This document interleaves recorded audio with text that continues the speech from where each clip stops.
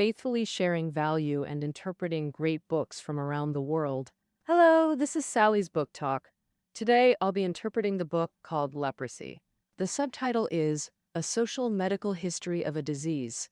As the name suggests, this book introduces the disease history of leprosy while also analyzing the relationship between disease and society as a social history work. Leprosy is an infectious disease caused by Mycobacterium leprae.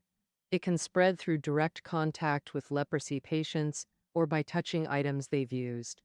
Infected patients initially show symptoms like nerve paralysis and skin rashes. As the condition worsens, patients develop severe skin ulcers and joint deformities. In ancient descriptions of leprosy patients, they might have swollen heads and bodies, melted features, amputated limbs, and would wail in agony from severe deformities like demons from hell. Because leprosy patients look terrifying and the disease is contagious.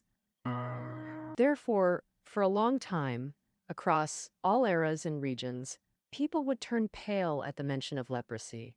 Leprosy isn't highly fatal, but those who get it face long recovery periods and discrimination from others. Now, thus, how to treat leprosy patients often becomes a major social issue, even rising to the level of national and ethnic image. The author of this book is Liang Chizi, a history PhD and renowned scholar in medical history, who has written works like Women and Medicine, East Asian Chinese, and Modern Health and Hygiene History.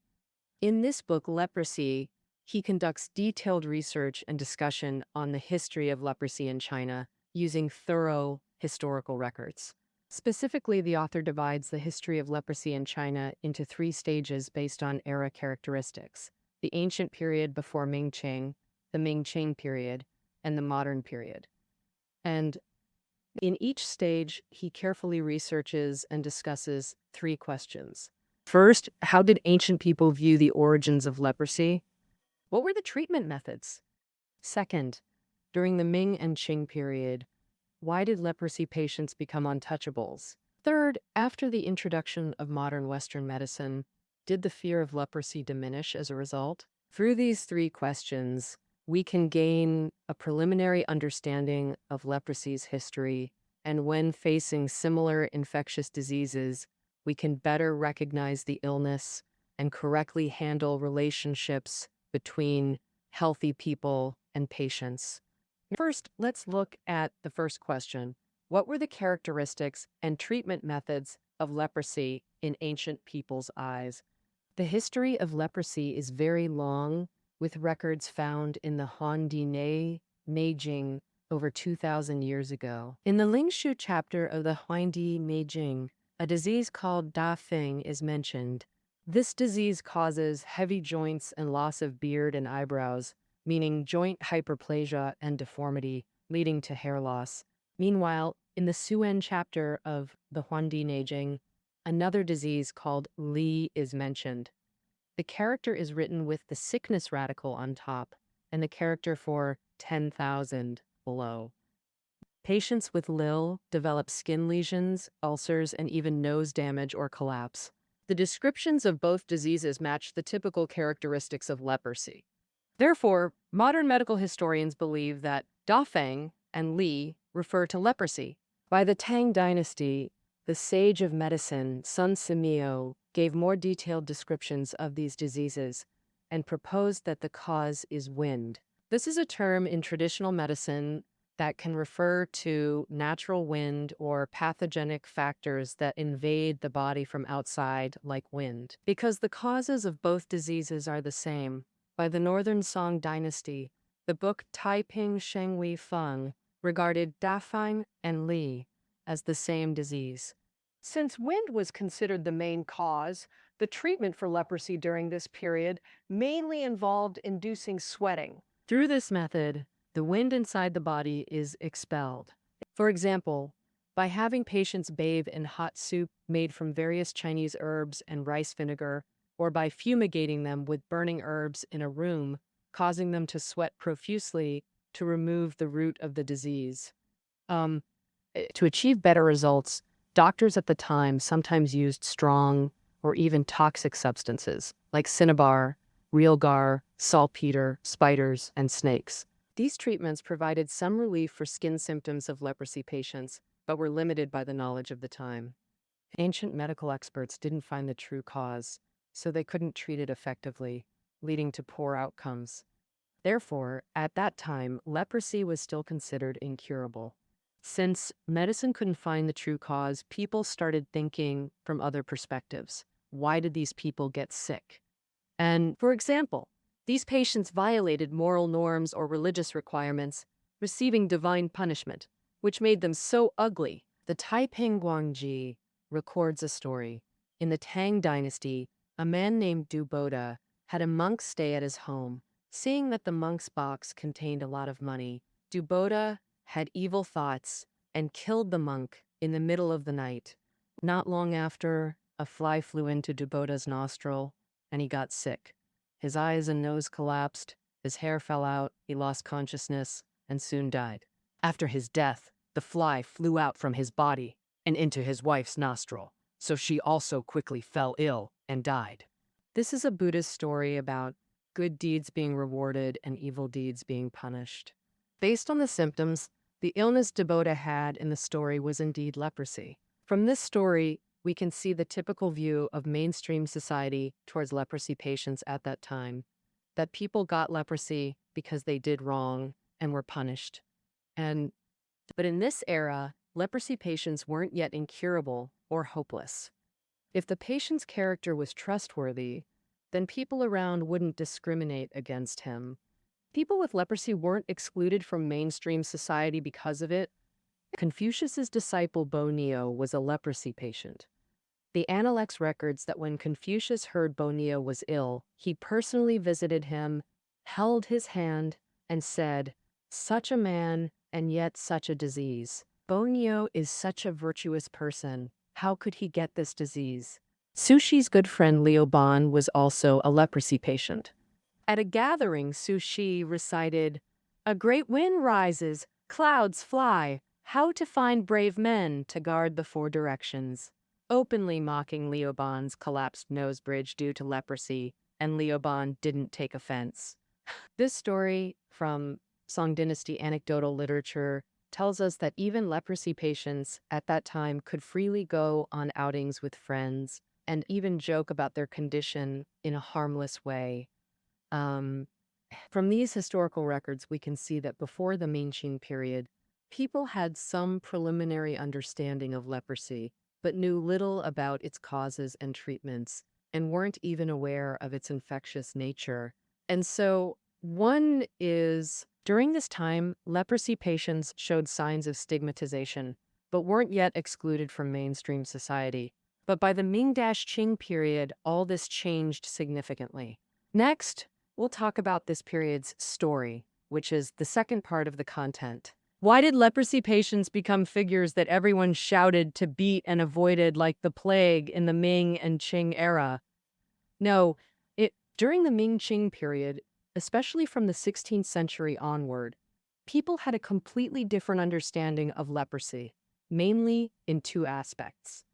The first is a deeper understanding of its pathology.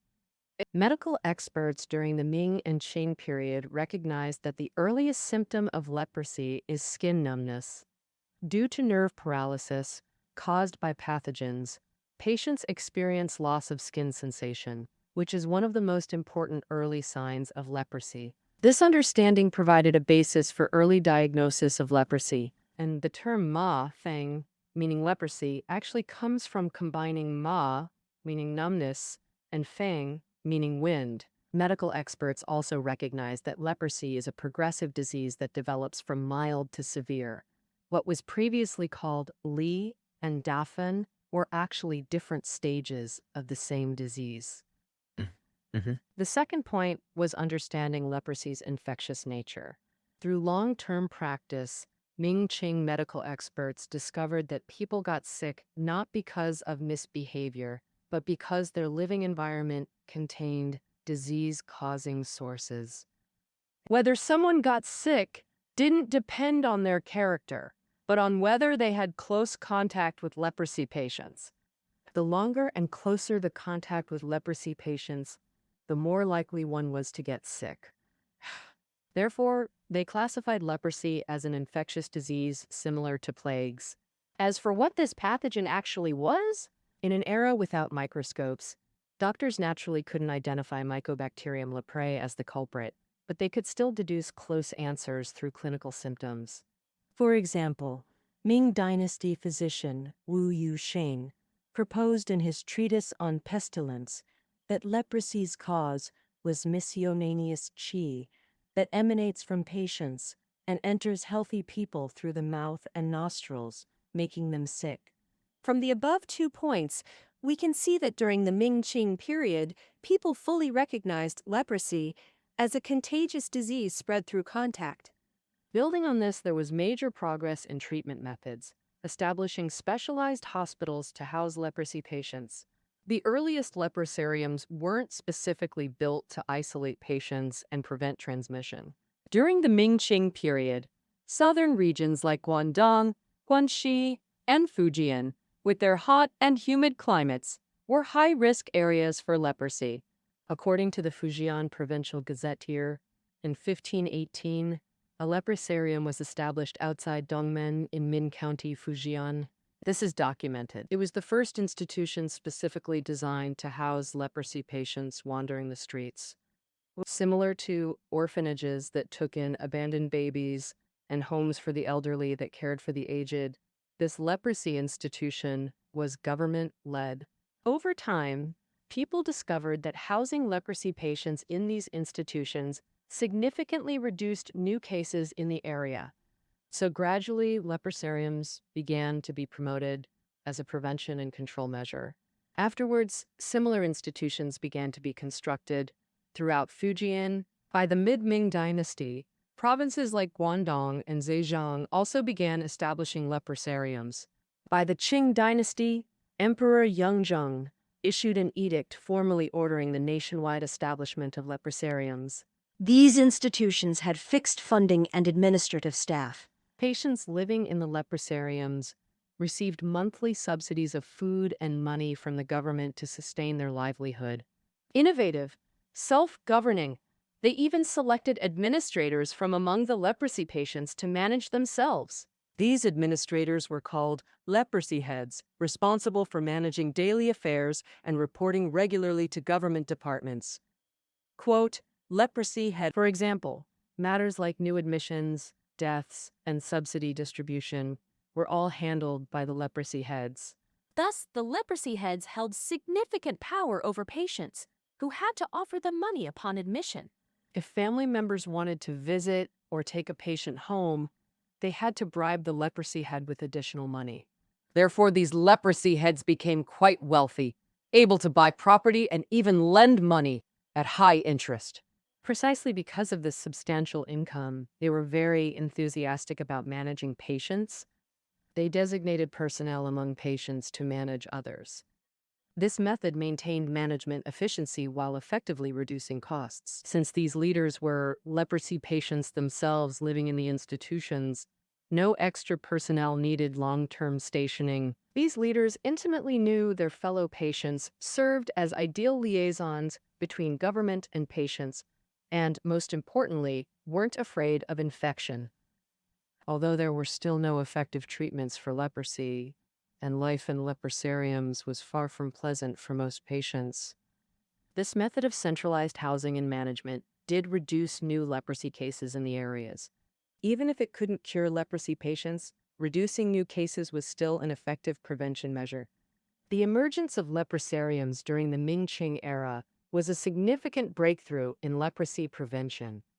This shows people at the time recognized leprosy as infectious and subconsciously prevented its spread through isolation. Note that in modern infectious disease prevention systems, isolating patients to cut off transmission routes and protect the broader population remains one of the most important control measures.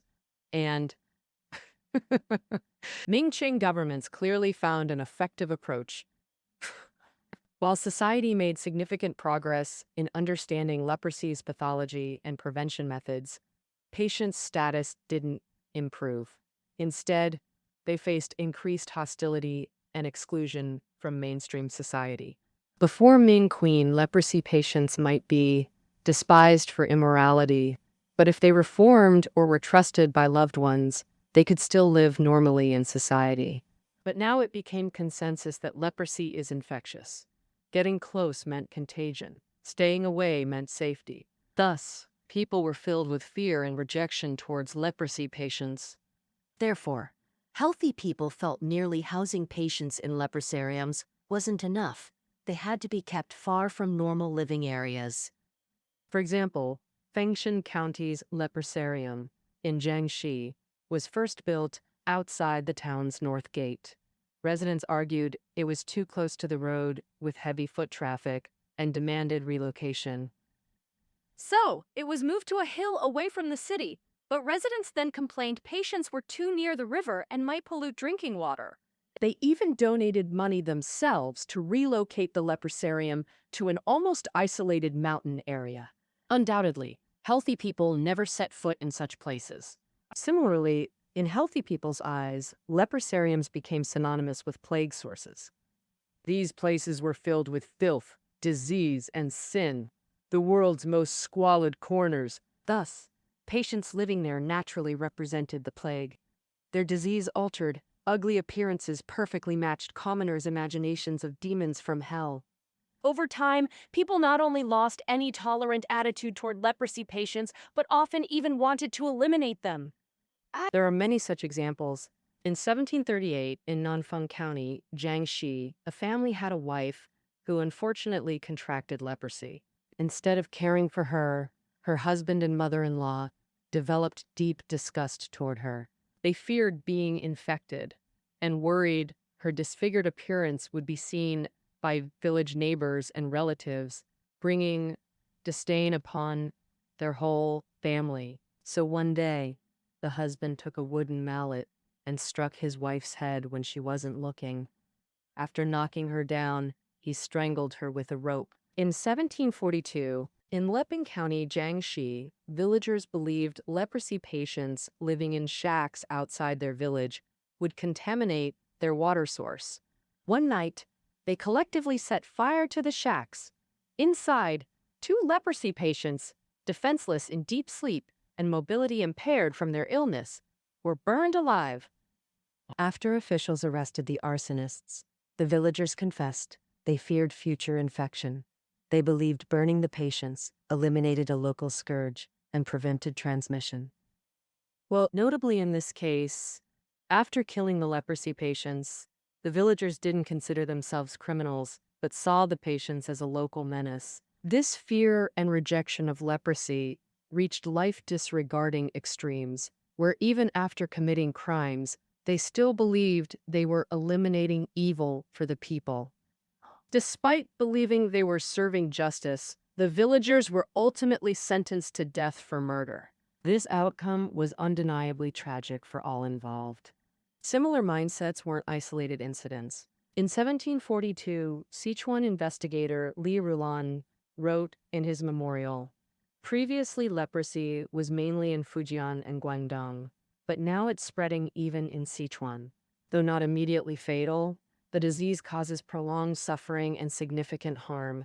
When someone contracts it, even their own relatives can't tolerate them. Elderly patients are driven to live in mountain caves or forced to hang or drown themselves. Sick children are burned alive by parents fearing infection. Some intentionally spread it to enemies for revenge, even causing deaths." This shows that by the 18th century, rejecting leprosy patients had become a widespread social phenomenon. This growing hostility severely restricted patients' social space and psychologically impacted them. Long-term exclusion from mainstream society left them unable to return to normal life, with even relatives avoiding them. Leprosy patients could only find warmth in each other, gradually forming separate communities, detached from mainstream society. Within the group, leprosy patients can identify with each other's identities and help each other to some extent to survive. So, these groups of leprosy patients, large and small, have varying ways of survival. Some larger groups can be self-sufficient. For example, The Fuzhou Leprosarium in the 19th century was like a walled village, with streets, neatly divided communities, farmland, shops, schools, and even a Lai ancestor temple. With such unique religious facilities, patients in the village married among themselves, had children, and generations lived without contact with the outside world. Now, however, more leprosy patient groups struggled to survive. To survive, they had to walk on the edge of morality, even resorting to collective illegal acts. Some patients begged on the streets, some committed petty theft, and others engaged in collective extortion. Missionaries who came to Guangzhou during the Qing dynasty described the strategies used by leprosy patients. Ugly leprosy patients would block funeral processions on the road to extort money, and their demands were often met. Because mourners feared that if they didn't pay, their loved ones' spirits would be bullied by these ugly demons. If not paid, these leprosy patients would jump into the grave pit to cause trouble, obstructing the burial of the coffin.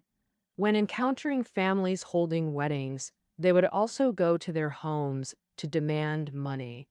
After getting the money, they would hang a special flower basket at the door to tell their peers that this place had been visited and not to disturb again. Even worse, some leprosy patient gangs acted as intermediaries for bandits, demanding ransom from families of kidnapped victims, helping loan sharks collect debts, and collecting overdue taxes for local officials. Qing Dynasty scholar Hua Dajun said in Guangzhou's X-Yu Li that if someone refused to pay taxes or debts, leprosy patients would collectively move into their home, eating, drinking, defecating, laughing, and shouting there, with no regard for spreading the disease. Because of such behaviors of leprosy patients, mainstream society viewed them as equivalent to ruffians and villains. Thus, by the Ming-Qing period, although understanding of leprosy had improved and effective methods to prevent its spread were found, however, perception and tolerance of leprosy patients regressed. While fear of the disease played a role, both some in mainstream society and the patients themselves exploited this fear excessively, leading to stigmatization and intensified mutual rejection and confrontation. Fear often stems from ignorance. If people knew the real cause of leprosy, would they still reject patients so strongly? Let's now explore the book's third part. How is leprosy viewed after modern Western medicine was introduced? History's wheel turned to the modern era. With rapid technological advancement, medical understanding improved dramatically, turning many incurable diseases into manageable conditions. Leprosy was no exception. In 1874, Norwegian physician Gerhard Hansen discovered Mycobacterium leprae, confirming leprosy as a bacterial infectious disease. Patients, leprosy bacilli spread through nasal mucosa and skin, surviving up to 36 hours. In suitable temperatures and high humidity, they can survive up to 9 days. Thus, clothing, bedding, and items touched by patients can become infection sources. In the early 20th century, leprosy relief societies, organized by British missionaries, brought knowledge of leprosy etiology to China. China's medical community readily accepted this without resistance. While the West long mistakenly viewed leprosy as hereditary, China's medical community had already treated it as infectious. Renaming miscellaneous qi to Mycobacterium leprae was simply giving the pathogen a more scientific name. Although the true culprit was identified, truly effective drug therapies weren't found until the 1980s.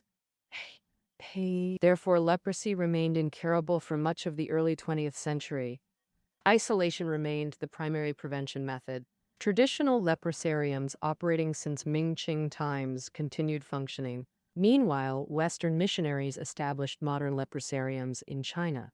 Clean, strictly managed facilities. Here, inpatients enjoyed significantly better living conditions than in traditional leprosariums. However, funding limitations kept these Western facilities small. Mandatory daily prayers drew domestic criticism for excessive religious influence. After the Northern Expedition ended in 1927, Republic of China elites began experimenting with a hybrid model, combining both approaches. They nationalized the leprosariums and retained the experienced church medical staff, ensuring financial security for facility scale and infrastructure development. Retaining church medical staff strengthened modern medical capabilities in traditional leprosariums while facilitating import of latest medicines from abroad.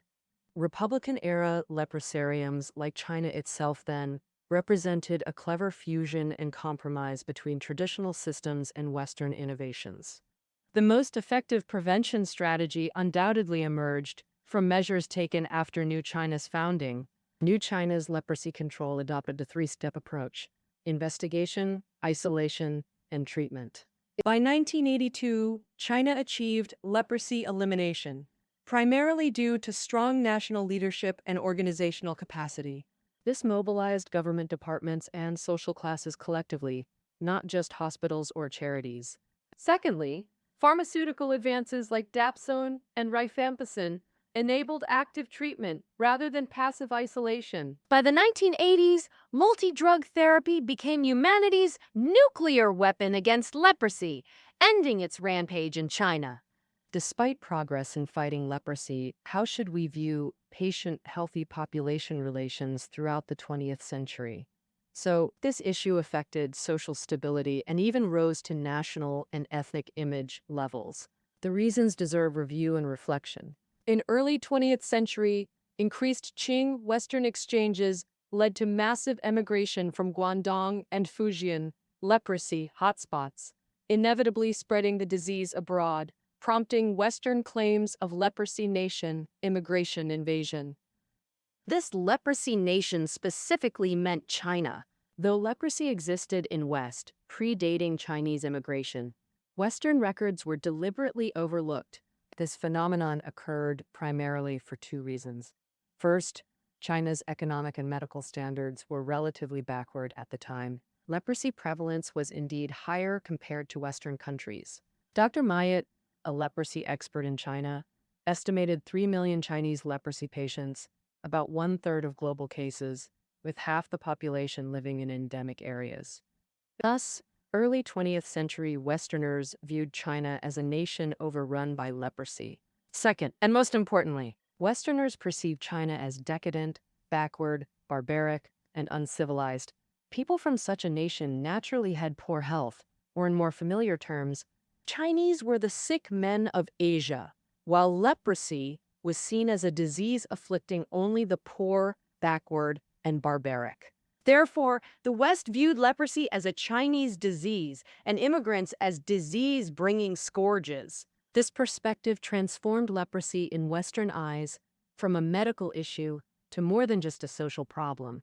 Fueled by narrow prejudice, Western nations discriminated heavily against Chinese, with massive anti-Chinese movements in immigrant hubs like the US, Mexico, and Australia.